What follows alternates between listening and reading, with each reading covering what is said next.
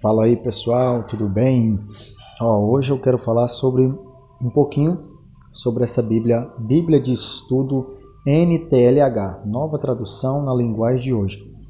Para mim é uma das melhores Bíblias de estudo que tem. Se você não conhece, fica aí rapidinho que eu vou mostrar para vocês, tá ok? Esse aqui é só para vocês verem. Eu quero pegar essa Bíblia aqui que eu já uso, que é minha mesmo, tá? Tá bem acabadinha assim, mas é muito, mas muito bom. Então, para não riscar essa outra Bíblia aqui que é nova, eu vou usar essa minha aqui que já tá bem marcada, tá ok? Aqui, Bíblia de Estudo, aqui a apresentação dela. Sociedade Bíblica do Brasil, editora, nova tradução na linguagem de hoje. Aqui vai falar um pouco sobre a apresentação dela. Aqui vai falar como você estuda ela. E aqui um pouco do conteúdo dela, como ela vai dividir toda a Bíblia. Porque a Bíblia ela é dividida no Antigo e Novo Testamento. E o Antigo Testamento dá para você dividir ele é dividido no Pentateuco, livros poéticos, sabedoria, profética, história, tem bastante coisa, tá? Profetas maiores, profetas menores, e aqui ele vai dar o índice dos quadros e mapas. É uma Bíblia muito, mas muito boa mesmo, tem alguns auxílios, ensinamento de Jesus, palavras que consolam e animam, bastante coisas mesmo. E o diferencial dessa Bíblia, algumas coisas são a introdução geral. Primeiro vai colocar a introdução de toda a Bíblia, que é a introdução geral. O que é a Bíblia? Você vê o Antigo e Novo Testamento, textos hebraico e grego.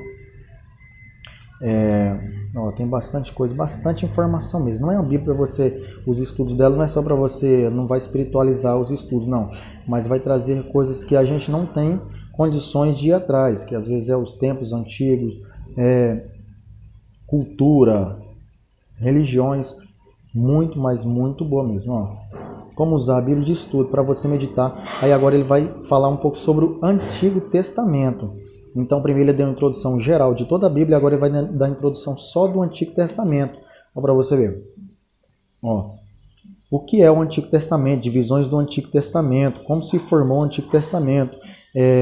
Um exemplo aqui das divisões do Antigo Testamento. Aqui, Cânon é a coleção de livros aceitos como escrituras sagradas.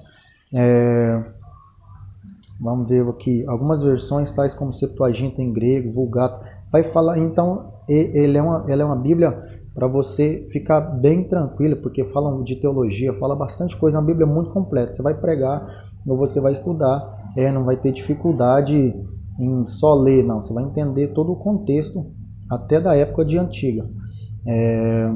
Geografia da terra de Israel, períodos da história de Israel, valores religiosos do Antigo Testamento. Então, primeiro ele deu a introdução geral de toda a Bíblia, depois ele deu a introdução geral só do Antigo Testamento, agora vai dar a introdução do Pentateuco, que são os primeiros 5 livros da Bíblia. O Pentateuco é o nome que se dá aos 5 primeiros livros do Antigo Testamento. O nome quer dizer 5 rolos, os 5 rolos de pergaminho ou papiro em que os livros estavam escritos. Entendeu? Então, é uma Bíblia que te deixa bem...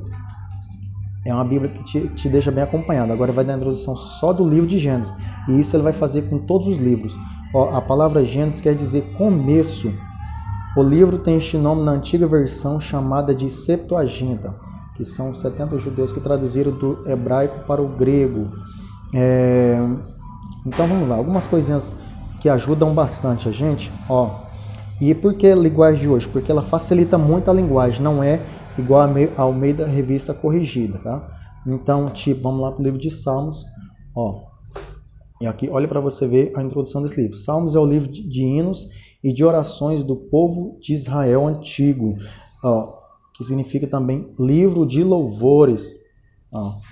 Os Salmos foram escritos por diferentes autores durante um período de mais ou menos 700 anos. Então, ele traz muito, mas muita informação mesmo. Vamos aqui, por exemplo, para você ter base mais ou menos de como funciona. Então vamos lá então. O livro de Salmos, no Salmos de número 1, vamos lá na versão corrigida primeiro. O livro de Salmos, versículo 1 diz assim: Bem-aventurado o varão que não anda segundo o conselho dos ímpios, nem se detém no caminho dos pecadores, nem se assenta na roda dos escarnecedores.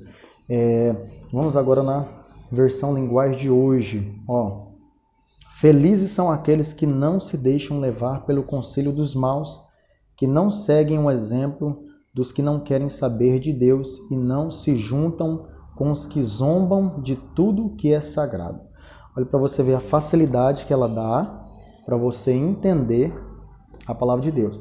Então, o que eu sempre indico para as pessoas? Ter mais de uma tradução de Bíblia, porque às vezes nem sempre uma palavra, nem sempre ela tem um significado só. Tipo a palavra manga, ela tem o significado de mangueira, que é a fruta, a manga, fruta, mas a manga de camisa também. Então, nem sempre é uma palavra e ela ajuda e facilita demais o entendimento. Aqui você vai para o Novo Testamento e você vai ver aqui, o Novo Testamento, a introdução só do Novo Testamento. A palavra testamento quer dizer aliança. Olha para você ver o tanto que você vai entender com facilidade a Bíblia. Todos os 27 livros do Novo Testamento foram escritos em grego durante a segunda metade do primeiro século da era cristã. Primeiro a ser escrito foi o que parece pela primeira carta de Paulo aos Tessalonicenses, e que o último foi escrito foi o livro de Apocalipse de João, escrito por João. Olha aqui para você ver. Vamos passar aqui para poder terminar mais rápido.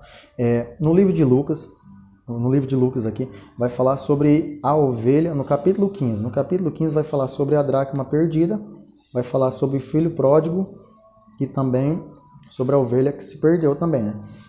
Já vamos direto aqui para a dracma perdida. Só que se você perguntar às vezes para muitas pessoas, ou às vezes até você mesmo não sabe o que significa uma dracma, o que é uma dracma, o que significa, quanto valia. Por isso que eu digo para vocês que o estudo dela é muito bom, porque às vezes até para a pessoa entender ou pregar, vai entender com muita facilidade e vai saber sobre o que o texto está falando. Às vezes não só espiritualizar o texto, mas saber o contexto histórico-cultural. Por exemplo, a moeda perdida, já não fala dracma, aqui fala moeda, então você já é uma moeda. Jesus continuou: se uma mulher que tem 10 moedas de prata perder uma, vai lá para você ver a diferença, vai procurá-la, não é?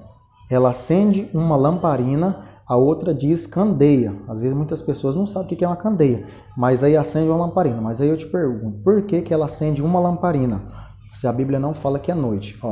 Varre a casa e procura com muito cuidado até achá-la, certo? Então a gente não sabe por que ela acendeu a lamparina, porque a Bíblia não fala que é noite. Primeiro nós vamos entender o que significa 10 moedas de prata, as moedas de prata ali. Uma moeda de prata era o salário pago por um dia de trabalho. Então você sabe que cada moeda ali valia um dia de trabalho. Para quem era muito pobre, imagina o valor que era, dentre outros valores. Acende uma lamparina. A pequena casa israelita daquele tempo não tinha janelas. Assim mesmo, durante o dia, era preciso acender uma lamparina quando se queria procurar uma moeda ou outro objeto pequeno. Aí também vai falar do filho pródigo, dos 2 filhos pródigos.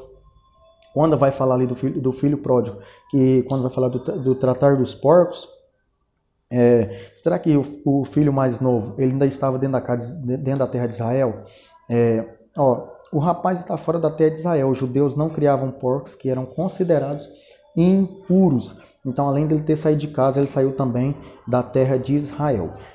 É uma Bíblia muito boa. Aqui, além de tudo isso que eu já expliquei, porque não tem tempo para explicar tanta coisa, ela vem com os auxílios ainda. Olha os auxílios dela. Os ensinamentos de Jesus, palavras que consolam e animam, quadro histórico da Bíblia, a criação, Adão e Eva, Caim e Abel, Noé, o dilúvio. É muita coisa. Aí você vai aqui também e ele já vai te dar um dicionário. Sem contar que esse dicionário não é só das palavras bíblicas, não. Ele vai te trazer um dicionário também de outras palavras teológicas. Por exemplo, aqui, vamos ver se eu acho. A palavra Septuaginta, que a gente procurou lá atrás, lá, que significa a palavra... a gente viu o nome de Septuaginta. Septuaginta aqui, deixa eu focar um pouco mais. Versão do Antigo Testamento para o grego, ou seja, do hebraico para o grego, feita entre 285 e 150 antes de Cristo, em Alexandria, no Egito, para os muitos judeus que ali moravam e não conheciam o hebraico. Então você vê que não é qualquer dicionário também, entendeu? E além de tudo isso, ainda vem com a concordância, muita coisa boa. Então eu indico muito essa Bíblia, indico demais essa Bíblia aqui.